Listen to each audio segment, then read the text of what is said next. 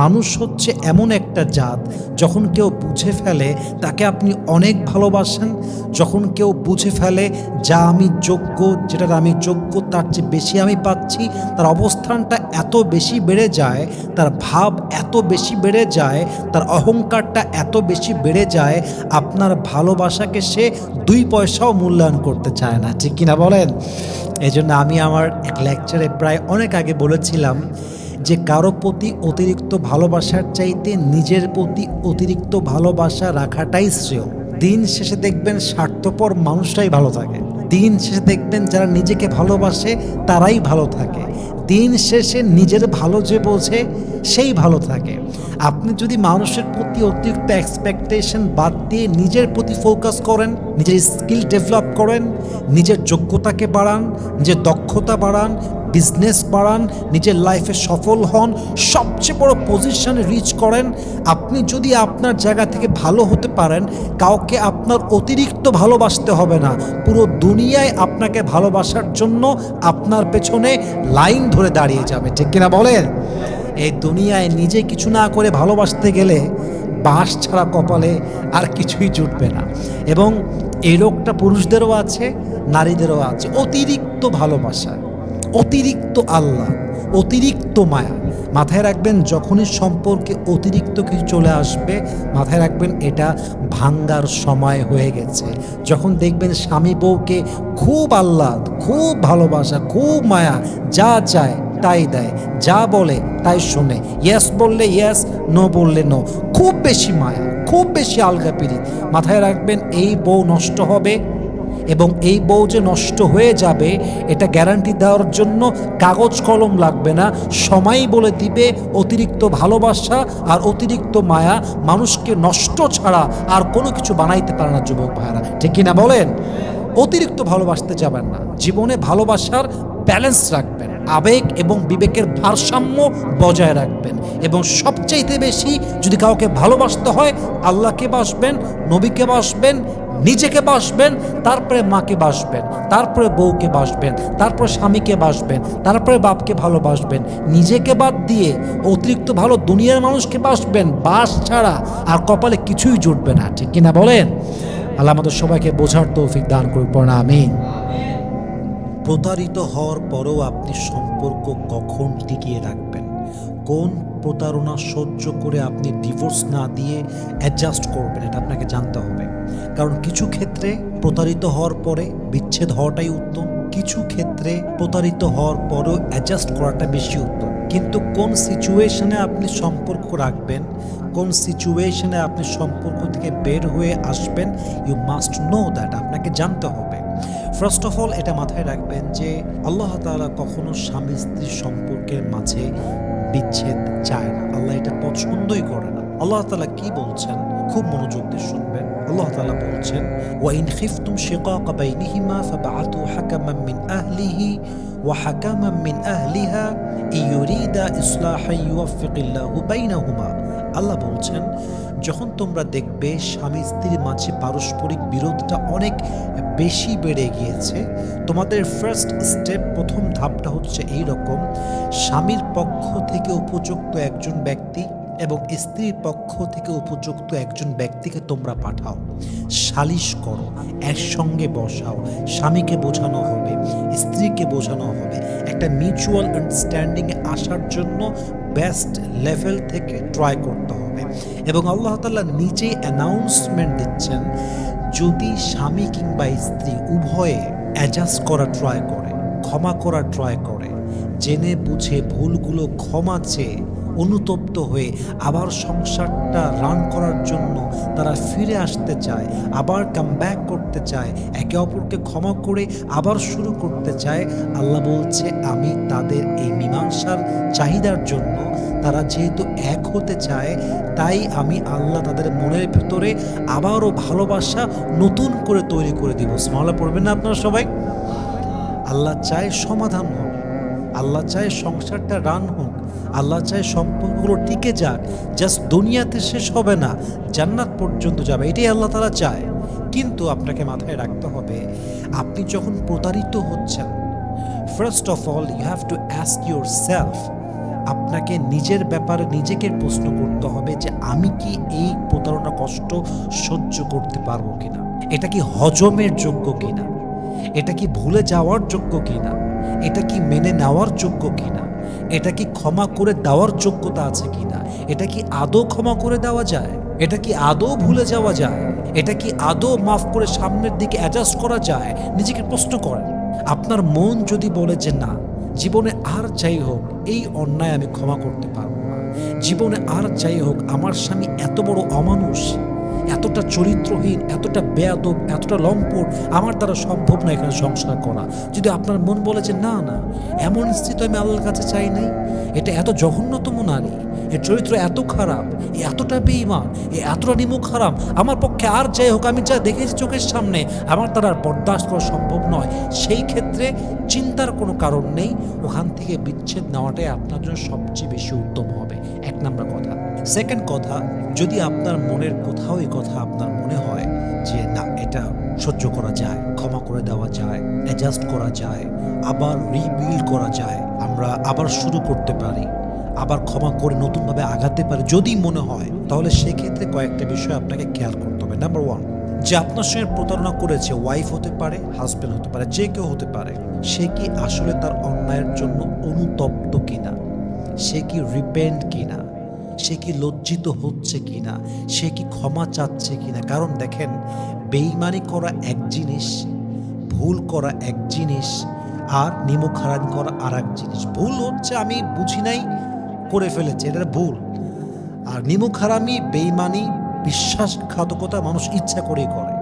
এখন যে আপনার কাছে এই অন্যায়টা করে ফেলেছে, আপনাকে যে ধোঁকা দিয়ে ফেলেছে, সে কি অনুতপ্ত কিনা, সে কি তার ভুলের জন্য মাফ চাচ্ছে কিনা, দিস ইজ ভেরি ইম্পর্ট্যান্ট।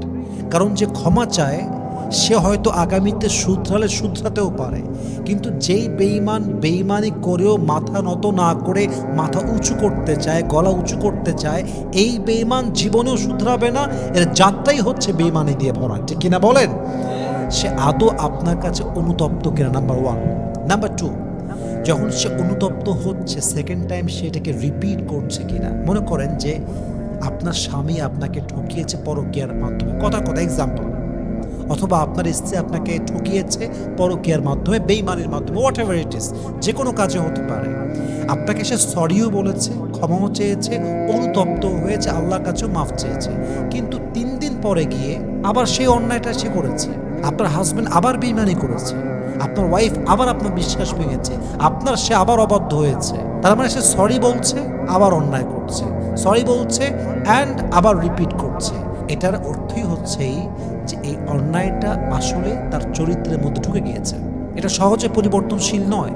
সেক্ষেত্রে আপনার জন্য উত্তম হবে, যখন দেখলেন যে সরি বলার পরে আবার উল্টাপাল্টা অন্যায় করে ক্ষমা চেয়ে আবার সেই চরিত্র, বুঝে ফেলতে হবে যে এটা অ্যাডজাস্ট হওয়ার যোগ্যতা রাখে না।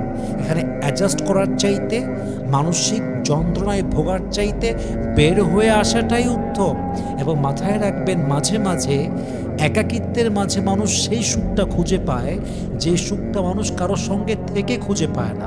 মাঝে মাঝে মানুষ একা একা এতটা ভালো থাকতে পারে যে ভালোটা সে অন্যের সঙ্গে থেকে থাকতে পারে না। বরং আমার কাছে মনে হয় সঙ্গী হচ্ছে আপনার স্বস্তির জায়গা, বিশ্বাসের জায়গা, ভালোবাসার জায়গা।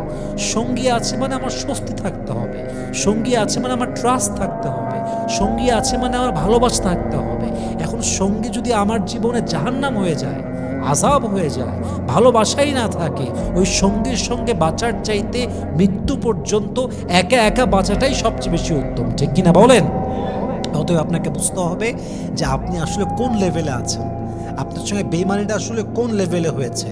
তাহলে যদি আপনাকে সরি বলার পরে সে আসলেই পরিবর্তন হয়ে যায়, আগের চাইতে আপনাকে বেশি ভালোবাসে, অনেস্ট হয়ে যায়, আর কোনো বেইমানি না করে, আর কখনো আপনি তার ভেতরে বেইমানি না দেখতে পারেন, তাহলে এই সম্পর্কটা রান করাটাই ভালো, এটাকে টিকিয়ে রাখাটাই ভালো। কারণ দেখেন, যার সঙ্গে আপনি আজীবন থাকতে চান বা থাকতে হবে, সেখানে অনেক কিছু চোখে দেখেও না দেখার ভান করতে হয়। অনেক কিছু ঘটে গেলেও এটাকে জিরো টলারেন্স, মানে জিরো টলারেন্স বলে ভুল হবে, এটাকে আপনার ভাবতে হবে এরকম যে আসলে কিছুই হয় নাই, অথবা অনেক বড় কিছুই হয়েছে, আপনাকে এটা ভাবতে হবে যে আমি থাকতে চাইলে আমাকে মাফ করেই থাকতে হবে।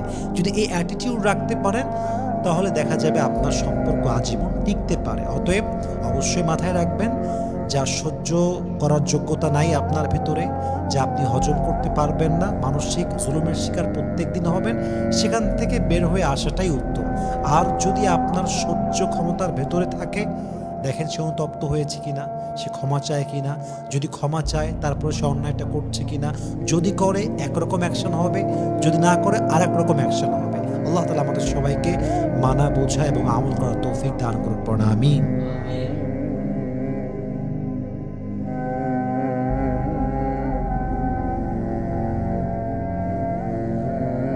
আমরা মুহাম্মদকে গিয়ে কয়েকটা প্রশ্ন করবা।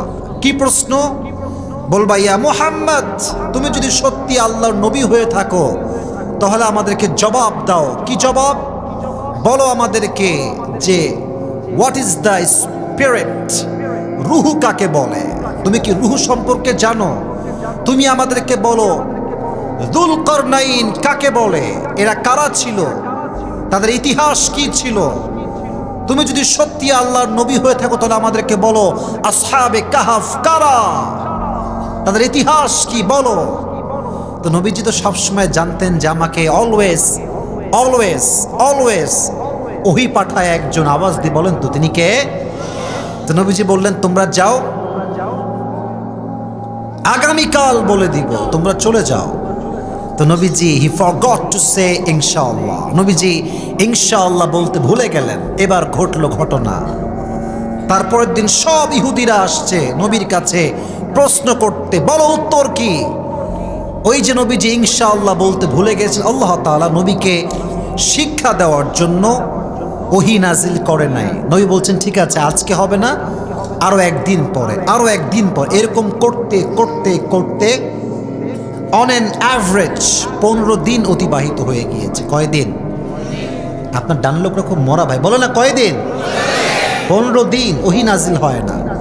এবার তো কাফেররা সুযোগ পেয়ে গিয়েছে, বলছে এই অমর, এটা কি সত্যি আল্লাহর নবী রে? তোরা যে নবী বলিস, নবী নয়, নবী হইলে বলতে পারে না কেন? নাউজুবিল্লাহ বললেন না আপনারা সবাই? যখন কাফেরদের অত্যাচার, জুলুম, অপবাদ হায়ার লেভেলে পৌঁছে গেল, তখন আল্লাহ তাআলা আয়াত নাজিল করেন। আল্লাহ বললেন ওয়ালা তাকুলান্না লিশাইইন ইন্নী ফাইলুন যালিকা গাদা। ও নবী, আপনি যখন ভবিষ্যতে কোনো কাজ করার কথা বলবেন, আপনি শুধুমাত্র বলবেন না যে আমি করব, সঙ্গে সঙ্গে বলবেন ইনশাআল্লাহ। বলবেন কি?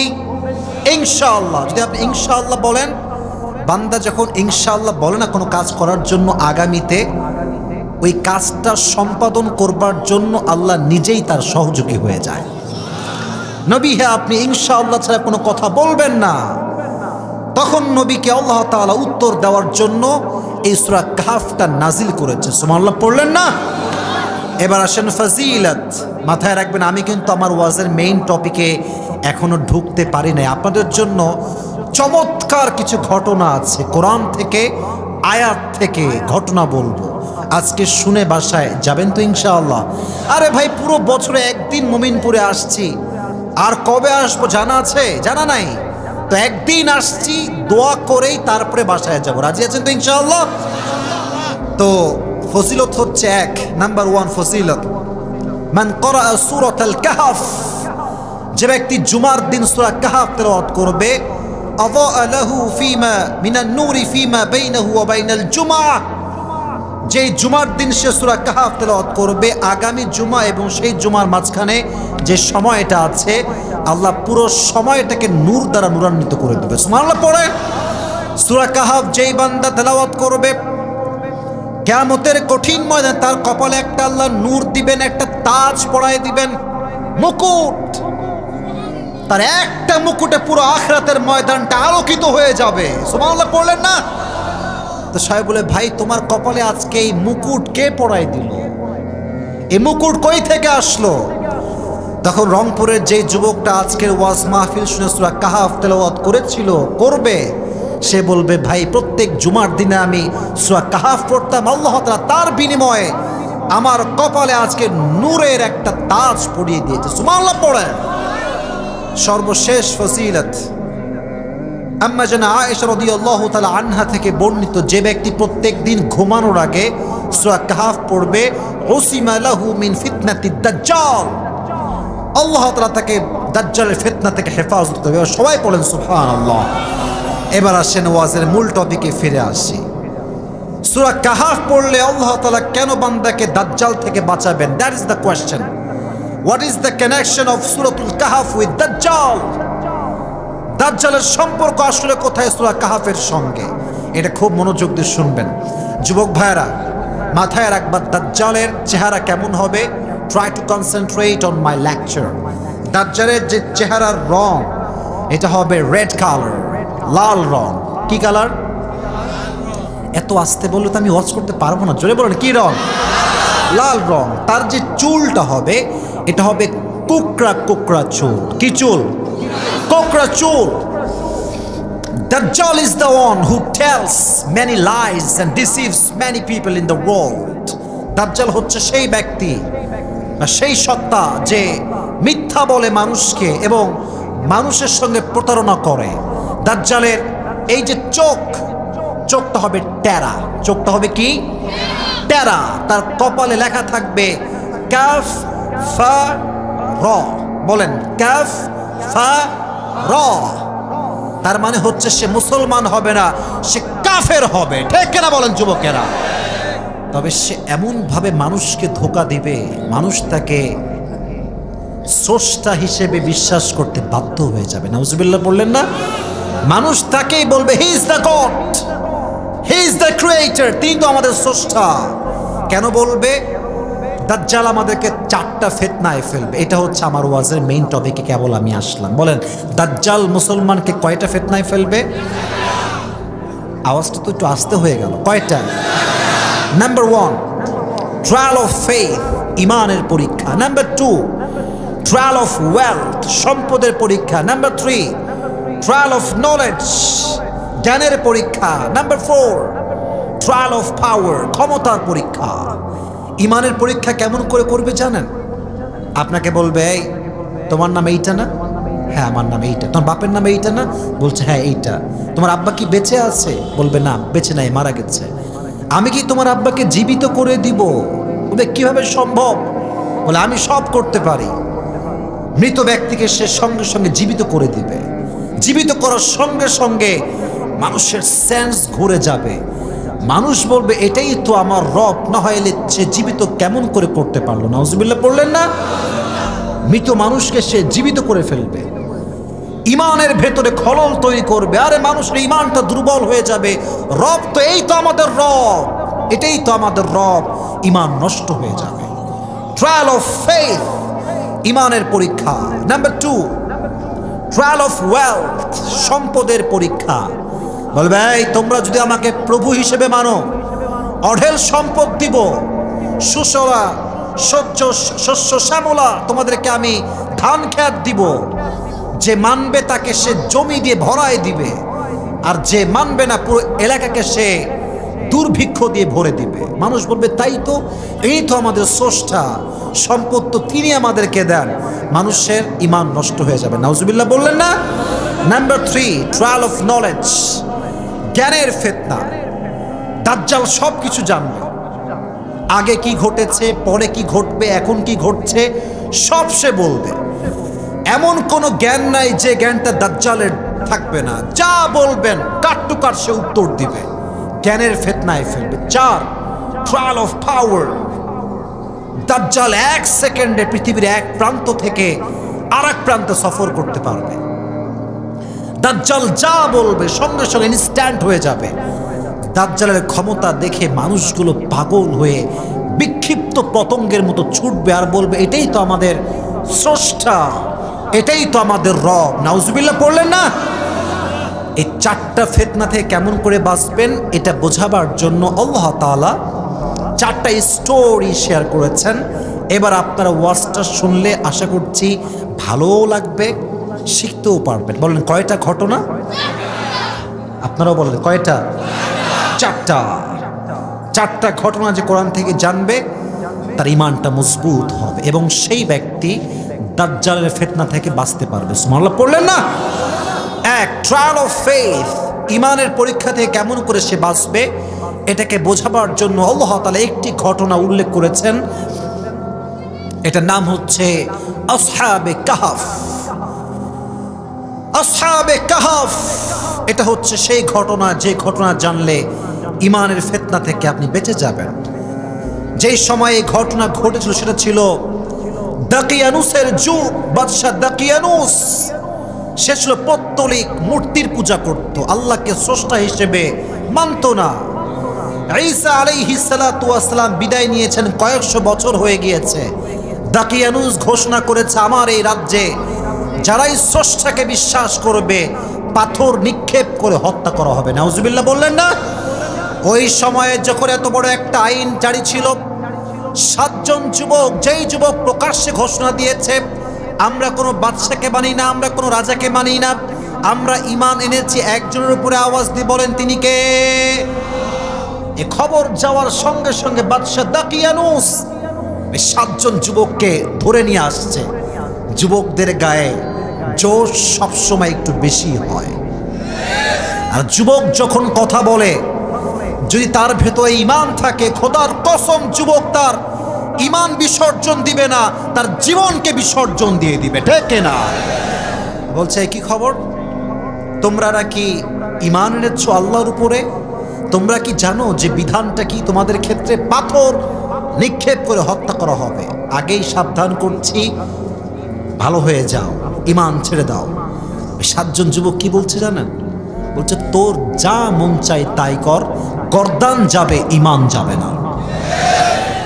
তো এখন যেই বাদশা সে বলছে বাবা তোমার আবেগ কাজ করছে, বিবেক কাজ করে নাই। মানে তুমি তো আবেগে আছো, তোমার রক্ত গরম। ওই কক্সবাজারে দেখেছেন আপনারা, একজন মেয়ে তার শ্বশুরকে হত্যা করছে, তো মাইরে ফেলছে একেবারে। তো বলছে যে তুমি তো দোষ করেছো। বলছে আমি কি বলেছি যে আমি দোষী না? তো তুমি কেন করলা? বলছে আমার আবেগ কাজ করছে, বিবেক কাজ করে নাই।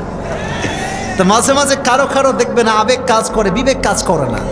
তো 7 জন যুবককে বলছে এই তোমাদের কিন্তু এখন আবেগ কাজ করছে, বিবেকে আসো, বিবেকে আসো, যাও তোমাদেরকে আমি 3 দিন সুযোগ দিলাম, নিজেকে শুধরে নাও। ছেড়ে দিয়েছে। 7 জন যুবক ফিরে আসছে। এখন তারা প্ল্যান প্রোগ্রাম করছে কি করা যায়। যদি ঈমান ছেড়ে দেই তাহলে তো কাফের হয়ে যাব, বেঈমান হয়ে মারা যাব।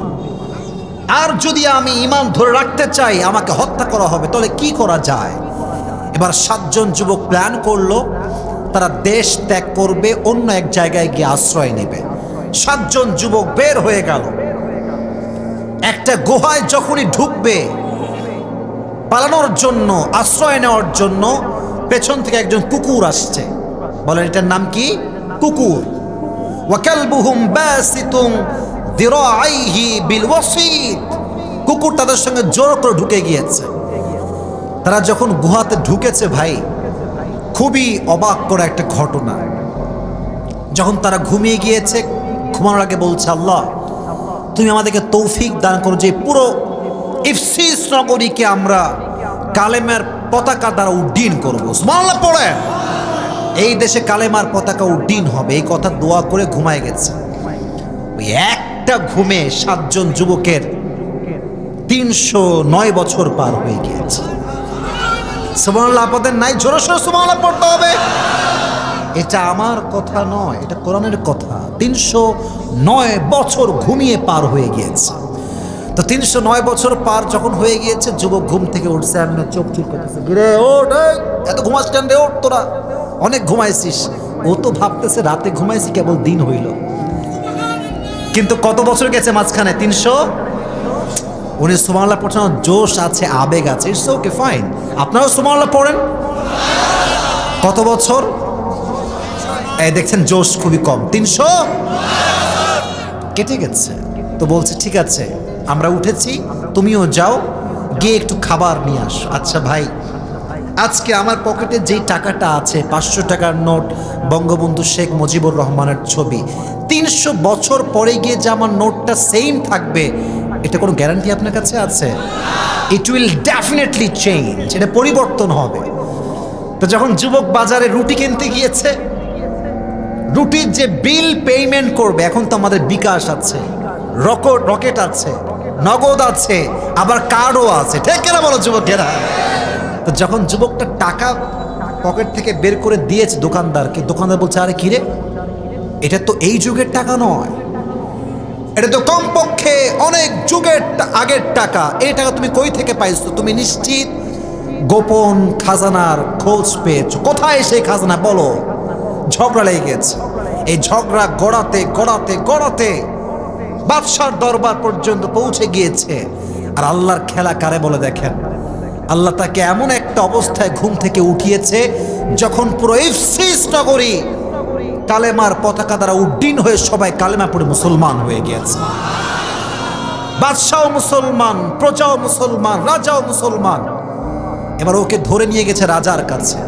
তো রাজা দেখছে যে এই যে টাকাটা, এটা হচ্ছে বাদশাহ দাকিয়ানুসের যুগের সেই টাকার নোট, মুদ্রা। তখন সে বলল, তাই তো, এবার তোমরা এক কাজ করো, দাকিয়ানুসের যে নথিপত্র আছে বের করো। বের করা হলো। ইতিহাস ঘেটে বোঝা গেল 7 জন মোস্ট ওয়ান্টেড যুবক যারা হত্যার আদেশ জারি ছিল, তাই তারা পালিয়ে গিয়েছিল, তারা আর খুঁজে পাওয়া যায় না তাদেরকে। তারা হচ্ছে সেই 7 জন যুবক। বাদশাহ বললেন, তোমার কোনো টেনশন নাই, গোটা রাজ্যের মানুষ তোমার সঙ্গে আছে। সুবহানাল্লাহ পড়লেন না? যাও তুমি তোমার ভাইদেরকে ডেকে নিয়ে আসো। এবার ওই যুবক তার ভাইদেরকে ডাকার জন্য গুহায় প্রবেশ করেছে।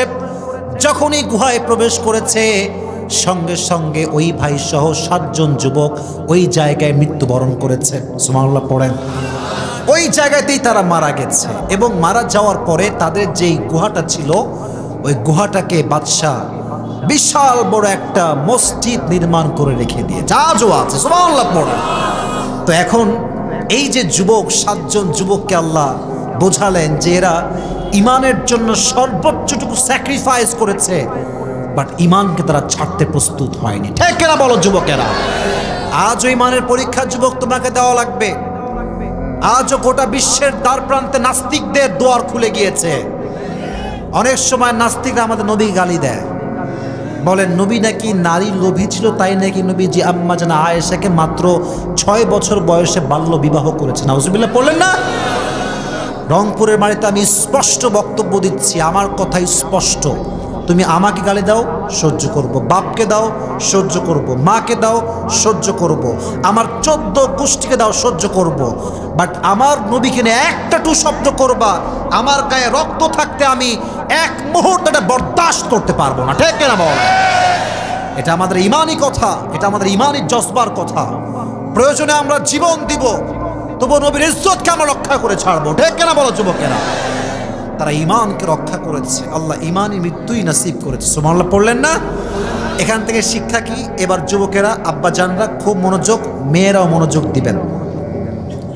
অনেক মেয়ে দেখবেন বোরকাওয়ালি ভালো মেয়ে, কিন্তু বান্ধবী বদমাইশের হাড্ডি, এর সঙ্গে মিশে ওইও বদমাইশ হয়ে যায়। এত আস্থা ঠিক বলেন কেন আপনারা? এরকম আছে না? আছে না? মেয়েটা পর্দাশীল, ভালো মেয়ে, তোর বান্ধবী আবার জিন্সের প্যান্ট আর টি শার্ট পরে ঘুরে বেড়ায়। তো বলছে বান্ধবী, এই তো যুগ, এখনই তো সময় এনজয় করার, যা মন চাই এনজয় করে ফেল, ডু ফুর্তি, নো টেনশন, ডু ফুর্তি। তখন এই ফেতনায় পরে একজন পর্দাশীল মেয়ে তার বোরকাকে নষ্ট করে জিন্সের প্যান্ট পরে ঘুরে বেড়ায়। ঠিক কেনা বলে? তাহলে ইমানকে বাঁচাবার জন্য ভালো সার্কেল লাগবে, ভালো বন্ধু লাগবে। তাহলে আপনার ইমানকে রক্ষা করতে সহযোগিতা করবে একজন। আওয়াজ দিয়ে বলেন তো তিনি কে? তাহলে 1 নাম্বার হচ্ছে ট্রায়াল অফ ফেথ, ইমানের পরীক্ষা। 2 হচ্ছে ট্রায়াল অফ ওয়েলথ, সম্পদের পরীক্ষা। আজকাল তো কিছু লোক এমন আছে, রংপুরের ভাইয়ারা, ডোন্ট মাইন্ড, রাগ করবেন না, কিছু লোক দেখবেন সামান্য কয়েক টাকা হয়ে গেলে ওর পাটার মাটিতে পড়তে চায় না। এমন ভাবে আধখানা যে সালাম দিলে সালামের উত্তরটাও নিতে চায় না। না, রংপুরে এরকম নাই, অন্য জায়গাতে থাকতে পারে। আরে না, এই রংপুরে মানুষ ভালো মানুষ সবাই। যারা টাকার সম্পদের জন্য বাহাদুরি দেখায়, মাথায় রাখবেন ওই বাহাদুরকে আল্লাহ পথের ভিখারি বানাতে 1 মুহূর্ত সময় আল্লাহ লাগবে না। ঠিক কিনা? অহংকার করবেন না, অহংকার করবেন না। এদিকে শোনেন, জোশ কম, মনোযোগ দিয়ে শুনবেন। 2 নাম্বার ছিল সম্পদের পরীক্ষা।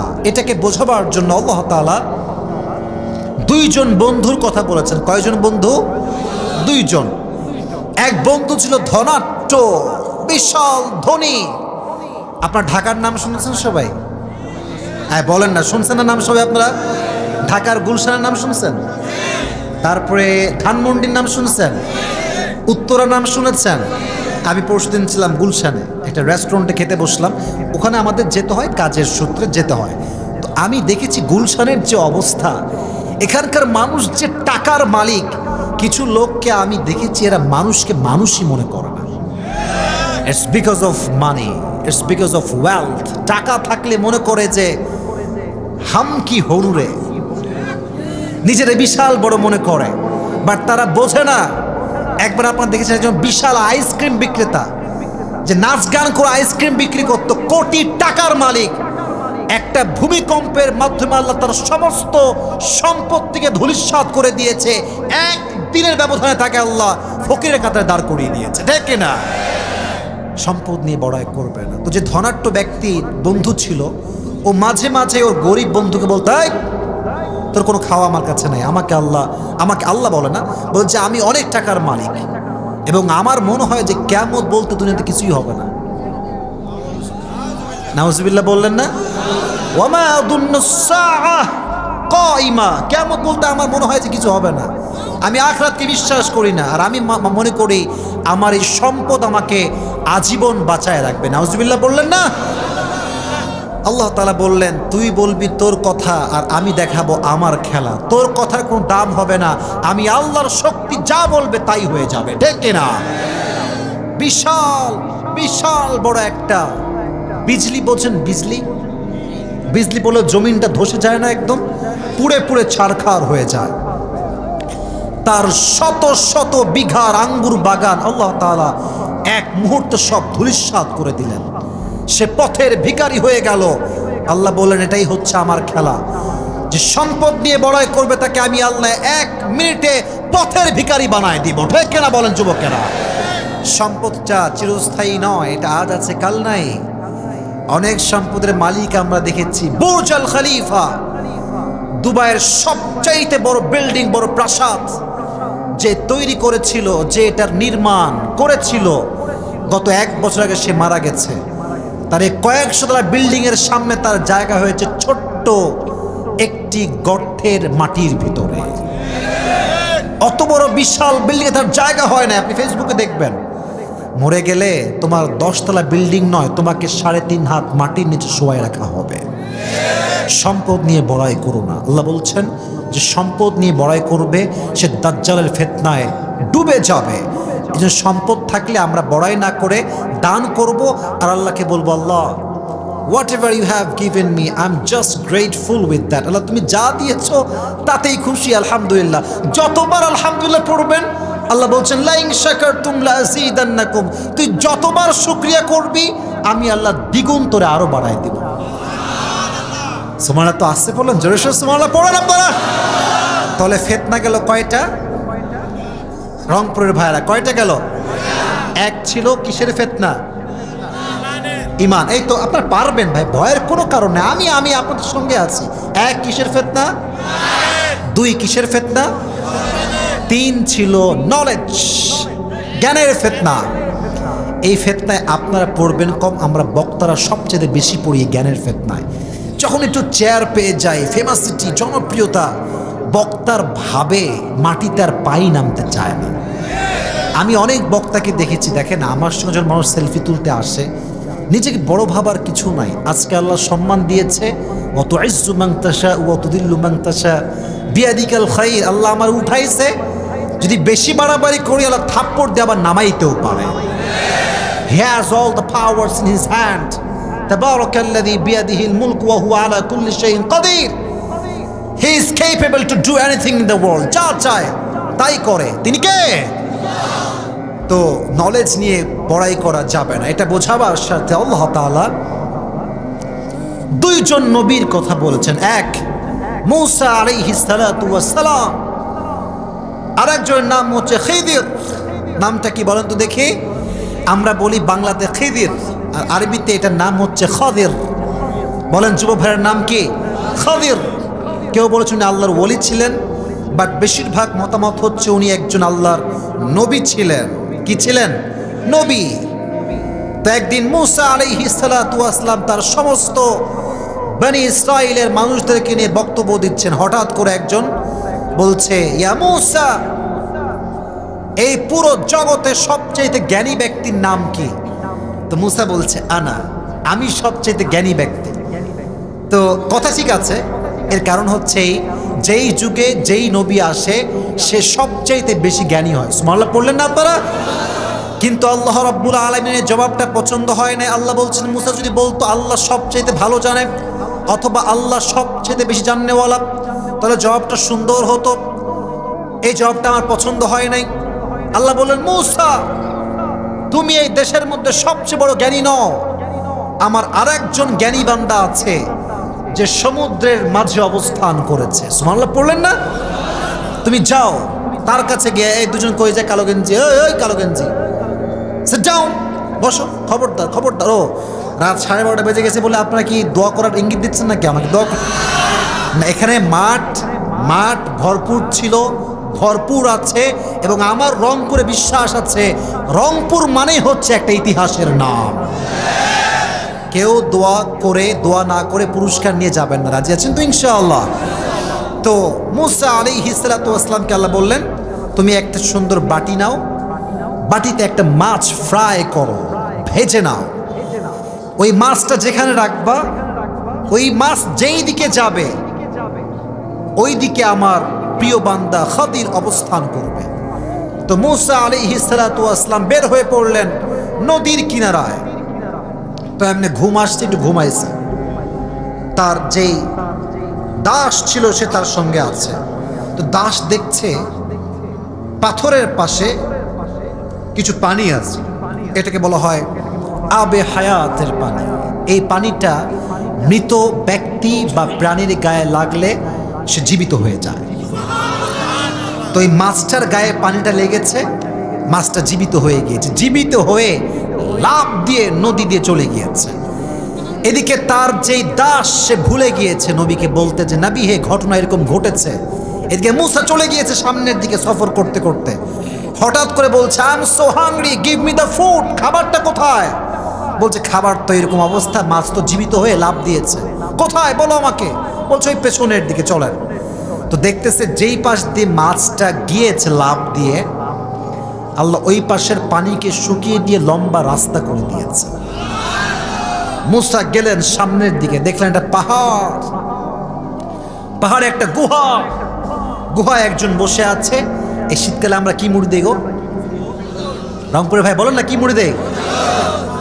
উনি চাদর মুড়ি দিয়ে ঘুমটা মেরে বসে আছে। মাথায় রাখবেন, জ্ঞানী লোকরা কথা বলে কম, কাজ করে বেশি।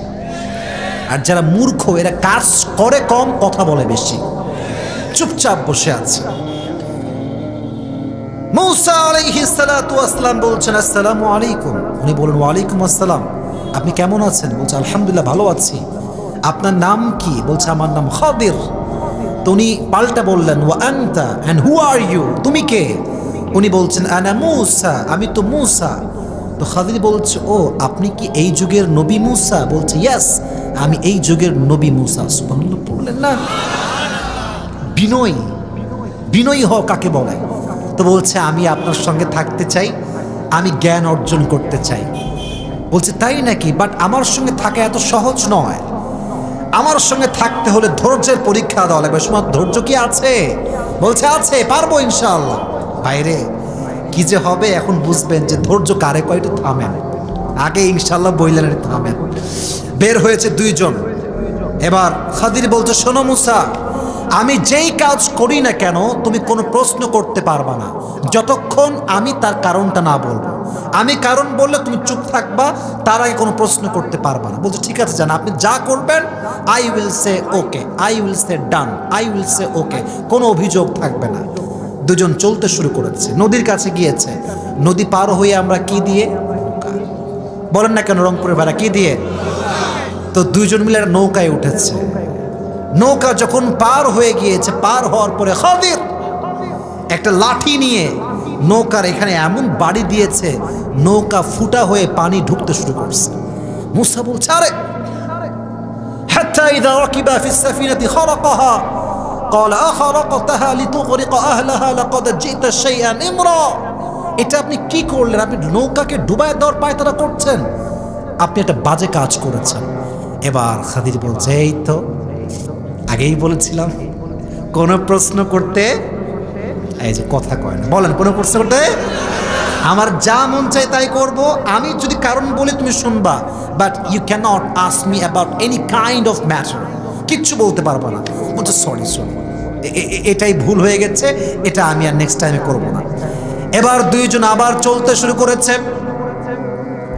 দুইজন ক্ষুধার্ত হয়ে গিয়েছে। চলতে চলতে সাইয়েদনা মূসা আলাইহিস সালাতু ওয়াস সালাম এবং খাদির আলাইহিস সালাতু ওয়াস সালাম একটা গেটের কাছে গিয়ে নক দিয়েছে ইহুদির বাড়িতে।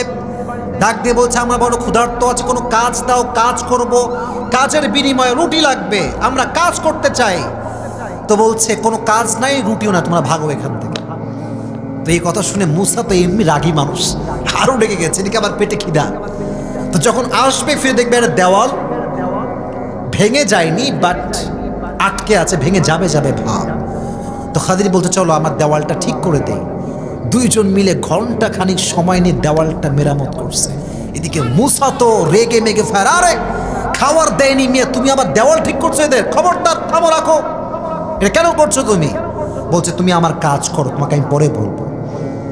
সব দেওয়াল ঠিক করে দিয়েছে। বলছে কেন করলেন? ওরা আপনি খাইতে দেয় নাই, আপনি কেন কাজ করলেন? বলছে এই তো আগেই বলেছিলাম কোনো প্রশ্ন করা, কোনো প্রশ্ন করা। বলছে sorry, this is my last chance, এবার দেন, এরপরে কোনো প্রশ্ন করবো না, this is my last chance. বলছে ঠিক আছে যাও, তোমাকে দিলাম শেষ সুযোগ। এবার হাঁটতে শুরু করেছে। এই হাঁটতে হাঁটতে কিন্তু মাথা ঠিক নাই, বারবার ওই একই প্রশ্ন, কি করলেন কি করলেন। শেষের বেলায় এসে দেখছে একজন বাচ্চা রাস্তা দিয়ে হাঁটতেছে। হাত্তা ইদা লাকিয়া গুলামান ফাকাতালতাহু নাফসা, মেরে ফেলেছে কে, বাচ্চাকে ধরে গলায় মেরে ফেলছে। বলছে আরে আপনি কি করলেন? লাকাদ জিতা শাইআন নুকরা, ছোট্ট একটা বাচ্চা, মাসুম বাচ্চাকে আপনি হত্যা করলেন, এই অধিকার আপনাকে কে দিয়েছে? এবার মাথা গেছে শেষ। খাদির বলছে এই তো তোমাকে কতবার বলেছি কোনো প্রশ্ন করবা না, তুমি যেহেতু এতবার প্রশ্ন করছো, ক্বালা হাযা ফিরাকু বাইনি ওয়া বাইনাক, দিস ইজ লাস্ট, শেষ, তোমার সঙ্গে আমার আর পথ চলা হবে না। এবার শোনো, আমি কেন কেন এই কাজগুলো করেছিলাম তোমাকে আমি ব্যাখ্যা দিচ্ছি। প্রথমে কি ফুটা করছিল? রংপুরের ভাইরা কি ফুটা করছিল? নৌকা। তো বলছে আমি নৌকা ফুটা এই জন্য করেছিলাম যে এইখানকার যে রাজা আছে সে বড় জালেম, সে গরিবদের নৌকা লুটে পুটে খায়। তো যে আমাদেরকে এগিয়ে দিয়েছে তার নৌকা যদি আমরা ফুটা করে দেই, যখন ডাকাতরা আসবে তাকে নেওয়ার জন্য তার নৌকাকে, তারা দেখবে নৌকা ফুটা, বলবে বাদ দে, এটা দরকার নাই। ঠিক আছে না যুবক ভাইয়েরা? এটা আমি তার ভালোর জন্য ফুটা করেছি। বলছে ও আচ্ছা আচ্ছা, মাশাআল্লাহ, আপনি তো ভালো কাজ করেছেন। তাহলে সেকেন্ড টাইম আপনি এরকম করলেন কেন? আপনি একটা বাচ্চাকে হত্যা করলেন কেন? বলছে আমি বাচ্চাকে হত্যা করেছি এই জন্য যে এই বাচ্চাটা বড় হয়ে ডাকাত হবে, সন্ত্রাস হবে, আব্বা আম্মাকে হত্যা করবে। আর আমি যে হত্যা করেছি আমি একা হত্যা করি নাই, এটা আদেশ দিয়েছে একজন, তিনি কে? বলছে তাহলে আপনি ওই যে ইহুদির বাড়িতে গেলাম, খাবার দিল না, তাড়ায় দিল, আপনি ওদের ভাঙা দেওয়াল কেন ঠিক করলেন? বলছে ঠিক করেছি এই জন্য যে এই দেওয়ালটা হচ্ছে দুইজন ইয়াতিম শিশুর দেওয়াল, এবং এই দেওয়ালের নিচে মাটিতে তাদের ওয়ারিস সম্পত্তি ভেতরে রাখা আছে, মাটির ভেতরে। যদি দেওয়ালটা ভেঙে যায়, জালেম শাসকরা এসে তাদের সম্পত্তিকে লুণ্ঠন করে খাবে। আমি খাওয়ার পেতে না পারি, আমাকে মানুষ ক্ষতি করলে কি হবে? আমি তো মানুষ উপকার করতে ভুলবো না, সুবহানাল্লাহ পড়লেন না? আমি তাদের জন্য, তাদের উপকারে এই দেওয়ালটাকে ঠিক করে দিয়েছি, সুবহানাল্লাহ পড়লেন না আপনারা সবাই? নবীজি বলেছেন আয় হায় হায়, যদি আমার ভাই মুসা আর একটু ধৈর্য ধারণ করত তাহলে আমরা কত কিছুই না জানতে পারতাম, সুবহানাল্লাহ পড়লেন না? তাহলে মুসা বুঝতে পারলো আমি যে বলেছিলাম আমি সবচাইতে বড় জ্ঞানী, আমি আসলে সবচাইতে বড় জ্ঞানী নই, আমার চাইতে বড় জ্ঞানী হচ্ছে খাদির। ঠিক কেনা বলো যুবকেরা? অতএব যে নিজেকে বড় মনে করে মাথায় রাখতে হবে জান্নেওয়ালার উপরেও জান্নেওয়ালা আছে। যে বলে আমি সবচেয়ে বেশি জানি, তুমি তাকে বুড়া আঙ্গুল দেখে বলো তুমি কিচ্ছু জানো না। ঠিক কেনা বলো যুবকেরা? তো মুসার ধ্যান ভেঙে গেল, তার চিন্তায় পরিবর্তন আসলো, আল্লাহ তার কথাকে শুধরে নেওয়ার তৌফিক দান করলো। তাহলে বোঝা গেল, কেউ যদি আপনাকে বলে জ্ঞানী সবচেয়ে বেশি কে, আপনি বলবেন যে আমি মহাজ্ঞানী। রংপুরের ভাড়া বলা যাবে এইটা? বলবেন সবচাইতে বেশি জাননেওয়ালা একজন, তিনি কে? আর তারপরে কেউ যদি সবচাইতে বেশি জানে, তিনি হচ্ছেন রাসূল, তার নবী মুহাম্মদুর রাসূলুল্লাহ সাল্লাল্লাহু আলাইহি ওয়াসাল্লাম। এটা হচ্ছে জ্ঞানের পরীক্ষা থেকে বাঁচার জন্য আল্লাহ তাআলা একটা স্টোরি শেয়ার করেছেন। লাস্ট স্টোরি কি বলা যাবে না দোয়া করতে হবে? রাত তো 12:30 বেজে গেল, বলা যাবে তো ইনশাআল্লাহ? তবে এই ঘটনা, সবাই বসে আছেন, খুবই খুশি হলাম। একজন যুবককে আমি এই মুহূর্তে চাই যার বউ নাই, বাট বাঘের বাচ্চার মধ্যে দাঁড়িয়ে একটা স্লোগান দিবে, তাকবীর দিবে। কে আছে? পানি আছে? পানি দাঁড়ান দাঁড়ান, হয়নি, আর একজন লাগবে যে জোরে তাকবীর দিবে। নাই নাই, আচ্ছা আমি, হ্যাঁ দাও।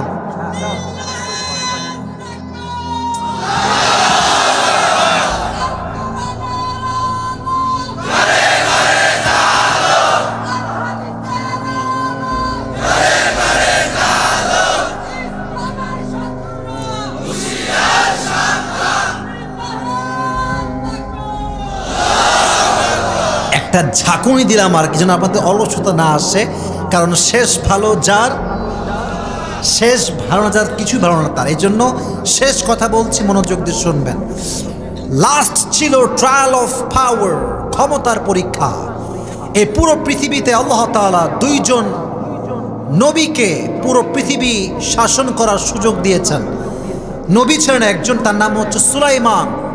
আর একজন ব্যক্তি পুরো পৃথিবী শাসন করে, তার নাম হচ্ছে যুলকারনাইন। তার নামটা কি? আর কথা বলেন, কি নাম? যুলকারনাইন। ছোট্ট ঘটনা শেয়ার করছি। যুলকারনাইন গোটা বিশ্বের সব জায়গায় ঘুরতো, কার কি সমস্যা দেখার ট্রাই করত। একবার তিনি এক জাতির কাছে গেলেন, সেই জাতির কাছে গিয়ে দেখলেন যে তারা যে ভাষা বলে, এই ভাষা কেউ বুঝে না, সেও বোঝে না, আশেপাশের লোকও কেউ বোঝে না। তো এবার তিনি একজন দোভাষীকে নিয়ে আসলেন যে ভাষার ট্রান্সলেশন করতে পারে। বলল যে এরা আমাকে কি বলছে, আমাকে একটু বলে দেন। তো সে বলল যে স্যার, উনি বলছেন যে এটা হচ্ছে সমুদ্রের এই পাশ, এই দেওয়ালের ওই পাশ থেকে বা এই এরিয়া থেকে দুইটা গোত্র আছে, বা একটা গোত্র, এটা নাম হচ্ছে ইয়াজুজ মাজুজ। নাম শুনছেন না যুবক ভাইরা আপনারা সবাই? ইয়াজুজ মাজুজ। এরা একটা গোত্র, ভয়ঙ্কর গোত্র, মানুষের অর্থ সম্পদরা লুণ্ঠন করে খায়। তো বলছে আপনি যদি একটা মাঝখানে প্রাচীর নির্মাণ করেন, তাহলে এরা আর প্রাচীরের এই পাশে আসতে পারবে না। তো বললেন তাই নাকি? তাহলে কি করা যায়? বলছে আমরা আপনাদেরকে সবাইকে আমাদের ভাতা দিচ্ছি, টাকা দিচ্ছি, কর দিচ্ছি, আপনারা প্রাচীর নির্মাণ করেন। তো উনি বললেন যে টাকা পয়সা লাগবে না, আমাকে তোমরা আতুনি জুবারুল হাদিদ, শক্তি দিয়ে, শরীর দিয়ে আমাকে সহযোগিতা করো। যাও সবাই লোহা নিয়ে আসো। লোহা নিয়ে আসছে, লোহা দিয়ে প্রাচীর তৈরি করেছে, বিশাল লম্বা প্রাচীর। এমন লম্বা প্রাচীর তৈরি করেছে যে ইয়াজুজ এবং মাজুজ সেই জাতির কাছে আর পৌঁছাতে পারে নাই। সুবহানাল্লাহ পড়লেন না? তো এই যে তার ক্ষমতা, গোটা বিশ্বের ক্ষমতা সে পেয়েছে, সে মানুষের সহযোগিতায় কাজে লাগিয়েছে, ক্ষমতার অপব্যবহার করে নাই। ঠিক কেনা বলো যুবকেরা? আর আমাদের সমাজে আমরা দেখতে পাই, সামান্য একটু চেয়ারম্যান হয়ে গেলে, রংপুরের খবর আমি জানি না, আমি আমাদের ওদিকের খবর বলতেছি আর কি, আর এই ভাব, চেয়ারম্যান সাহেবের ভাবে তার আশেপাশেও ভেড়া যায় না। কিন্তু মাথায় রাখতে হবে, চেয়ারম্যান সাহেব, আজকের ক্ষমতা কিন্তু আপনার কালকে নাও থাকতে পারে। আর যে ক্ষমতা দিয়ে আপনি জুলুম করছেন মানুষকে, আগামীকাল আপনাকে সে আসন থেকে নামাতে এক মুহূর্ত সময় লাগবে না। ঠিক না বলেন? ট্রায়াল অফ পাওয়ার, ক্ষমতার ফিতনা, দাজ্জাল আপনাকে ফেলবে। তো যুলকারনাইন এত ভালো ক্ষমতাশীল হওয়ার পরেও, গোটা বিশ্বের ক্ষমতা পাওয়ার পরেও সে জুলুম করে নাই, মানুষের সহযোগিতা করেছে। সুবহানাল্লাহ পড়লেন না? তাহলে এখান থেকে বোঝা গেল চারটা বিষয়। আমরা একটু রিপিট করি। এই দুজন কয়ে যায়, এই সাদা সাদা শার্ট, বসে পড়েন, বসে পড়েন। আচ্ছা এদিকে আমার দিকে দেখান, কেউ যাবেন, আমি বলি শেষ করে দেই। কয়টা ফিতনা ছিল? যে দোয়া না করে যাবে কপাল তার পূর্বে। আমাদের তো কোনো সমস্যা নেই। আজকে হাজার হাজার মানুষ আমরা আসছি, কার আমিন যে কবুল হয়ে যাবে হতে পারে আল্লাহ আমাদের সবাইকে তো মাফ করে দিতে পারে। সুবহানাল্লাহ পড়েন প্লিজ, দোয়া না করে কেউ যাবেন না। তাহলে বলেছিলাম কয়টা ফিতনা? যুবকেরা একটু মুখস্থ করে নাও, কারণ এখন তুমি পুরস্কার দিব, দেখি কে পারে, কার ব্রেইন কতটা স্ট্রং আজকে দেখা যাবে রংপুরের মোমিনপুরের মাটিতে। কয়টা ফিতনা? এক হচ্ছে ইমানের ফিতনা। কিসের ফিতনা? দুই হচ্ছে সম্পদ, তিন হচ্ছে নলেজ, চার হচ্ছে ক্ষমতা। বলেন চার হচ্ছে ক্ষমতা। এবার আসেন একটু সামারি বলে দেই যাতে করে আপনাদের পুরস্কার পাওয়া একটু সহজ হয়ে যায়। আজকে আমাদের আলোচনার মূল বিষয়বস্তু ছিল দাজ্জাল। বলেন কি? দাজ্জাল। দাজ্জালের কথা বলবার জন্য আমরা একটা সূরাকে বেছে নিয়েছিলাম। সূরাটার নাম ছিল কি? এই সূরা কয় নাম্বার পারায় আছে? এই সূরাটা কত নম্বর সূরা? সর্বনাশ, আমার বলতাম না, আপনারাই পারবেন। 18 নম্বর সূরা। এই সূরাটা যে পড়বে তাকে দাজ্জালের ফিতনা থেকে বাঁচাই দিবে একজন, তিনি কে? আমি বলেছিলাম যে এই সূরার সঙ্গে দাজ্জালের কানেকশনটা আসলে কোথায়, এটার ব্যাখ্যা দিয়েছিলাম এই রকম যে দাজ্জাল যে 4টা ফিতনায় ফেলবে মানুষকে, এই 4টা ফিতনার সলিউশন সূরা কাহাফে দিয়েছে একজন, তিনি কে? প্রথম ছিল ট্রায়াল অফ ফেথ, ইমানের পরীক্ষা। এটাকে বোঝাবার জন্য আল্লাহ তাআলা আসহাবে কাহাফ গুহাবাসীর ঘটনা বলেছেন। 7 জন যুবক জীবন দিয়েছে, জীবনকে স্যাক্রিফাইস করবার জন্য প্রস্তুত হয়েছে, বাট ইমানকে ত্যাগ করে নাই। ঠিক কিনা বলেন যুবকেরা? এক, ট্রায়াল অফ ফেথ, আসহাবে কাহাফের ঘটনা। দুই, ট্রায়াল অফ ওয়েলথ, সম্পদের ফিতনা। 2 জন ব্যক্তি, 2 জন বন্ধু, একজন ধনাঢ্য ব্যক্তি আর একজন গরিব। তো যে ধনাঢ্য ব্যক্তি হয়ে অর্থ সম্পদের বড়াই করেছে, তার সমস্ত সম্পদকে জ্বালিয়ে পুড়িয়ে ছারখার করেছে কে? আল্লাহ বুঝিয়েছেন ক্ষমতার বাহাদুরি বেশি দিন নয়, আজ আছে টাকা, কালকে কিন্তু নাও থাকতে পারে। ঠিক আছে না যুবক ভাইয়েরা? 3 নাম্বার ছিল ট্রায়াল অফ নলেজ, জ্ঞানের ফিতনা। সেক্ষেত্রে কয়জনের কথা বলেছিলাম? এই তো মাশাআল্লাহ, বলেন কয়জন? এক হচ্ছে মূসা, আর এক হচ্ছে খিদির বা খাদির আলাইহিস সালাতু ওয়াস সালাম। মূসা বলেছিলেন আমি সবচেয়ে বড় জ্ঞানী। খাদিরকে দেখার পর তিনি বুঝতে পারলেন যে যে নিজেকে জ্ঞানী বলে আসলে সে জ্ঞানী হয় না, আল্লাহ যাকে জ্ঞানী করে সে বড় জ্ঞানী হয়। ঠিক আছে যুবক ভাইরা? তার ভুল ধারণা ভেঙে গিয়েছিল। 4, ট্রায়াল অফ পাওয়ার, ক্ষমতার ফিতনা। যুলকারনাইনকে আল্লাহ তাআলা গোটা বিশ্বের শাসন ক্ষমতা দিয়েছেন, তিনি কি জুলুম করেছেন? বলেন করেছেন? অত্যাচার করেছেন? তিনি মানুষকে সহযোগিতা করেছেন। আল্লাহ বলছেন দেখো, যুলকারনাইন যেমন গোটা বিশ্বের শাসন ক্ষমতা পেয়ে কোনো বড়াই করে নাই, তোমরাও বড়াই করো না। দাজ্জাল তোমরা কোনো ফিতনায় ফেলতে পারবে না। ঠিক কিনা যুবকেরা? মাশাআল্লাহ। এবার কেউ ডান বাম হবেন না, শেষ অংশে আমি আছি। একজন যুবককে চাই যে যুবকের সাহস আছে যে হুজুর আপনি প্রশ্ন করলে আমি জবাব দিব ইনশাআল্লাহ। ওই দাড়িওয়ালা ভাই, আপনি আগে আসেন। ভাইজান মাশাআল্লাহ, ভাই মাদ্রাসা তো না তাবলীগ করে, যেমন একটা হবে। আগে আসেন। এখানে কি কোনো হ্যান্ড মাইক আছে? তাকবীর দিবেন না আপনার সবাই? লিল্লাহি তাকবীর।